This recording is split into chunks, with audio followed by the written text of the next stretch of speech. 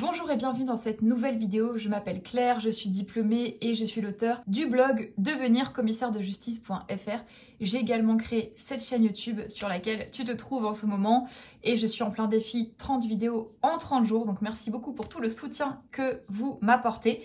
Et j'ai également créé le groupe Facebook d'entraide, de partage qui s'appelle Devenir commissaire de justice, tout simplement. Donc tu es la bienvenue, tu es le bienvenu. Pour nous rejoindre, le lien se trouve en description. Et aujourd'hui, justement, je parlais de YouTube, et bien je réponds à la question de Baume, oui, je ne sais pas si je prononce bien le pseudo, qui m'a posé la question. Bonjour, je ne sais pas si c'est possible de parler de l'oral d'histoire de l'art, comment se préparer, qu'est-ce qui est attendu. Je ne sais pas si tu pourrais y répondre, en tout cas merci pour toutes ces vidéos. Eh bien Baume, oui, je t'en prie, avec plaisir. Merci à toi de m'avoir posé cette question, c'est super important d'en parler, surtout que tu n'as peut-être pas encore assez de recul et c'est tout à fait normal. Avant de répondre à cette question, je te rappelle que tu es libre de recevoir mon livre « Les 5 erreurs qui empêchent de réussir l'examen de commissaire de justice ». C'est un livre qui est gratuit, je te mets le lien dans la description, clique dessus pour le recevoir par email. Je t'affiche à nouveau la question qui m'a été posée donc sur YouTube puisque j'ai fait appel à vous pour savoir sur quel sujet vous souhaiteriez que j'intervienne, que je crée des vidéos. Et donc, une des questions qui m'a été posée, c'est celle-ci par rapport à l'oral de l'histoire de l'art. Donc, je me rends à Paris pour en savoir plus sur les oraux.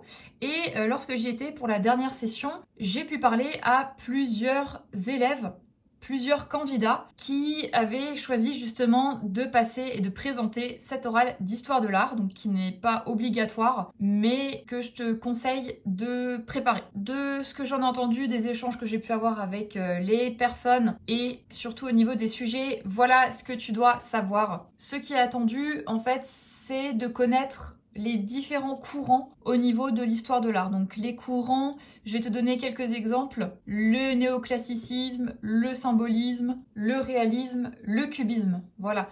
Donc pour répondre à ta question, comment te préparer? Eh bien tu réunis toutes les informations relatives aux courants artistiques de notre histoire de France, de notre histoire humaine, que tu saches les situer dans le temps, connaître les périodes, connaître leurs représentants phares, on va dire les acteurs de ces courants. Si tu peux citer et ou décrire quelques œuvres de ces courants, l'histoire relative à ces courants, etc. C'est de cette façon que je me préparerai si je devais présenter cet oral d'histoire de l'art. J'espère avoir répondu à ta question, cher Baume. Oui, merci encore de me l'avoir posée. Et on se retrouve demain pour une nouvelle vidéo de ce défi 30 vidéos en 30 jours. Merci d'avoir regardé. À très vite. Ciao.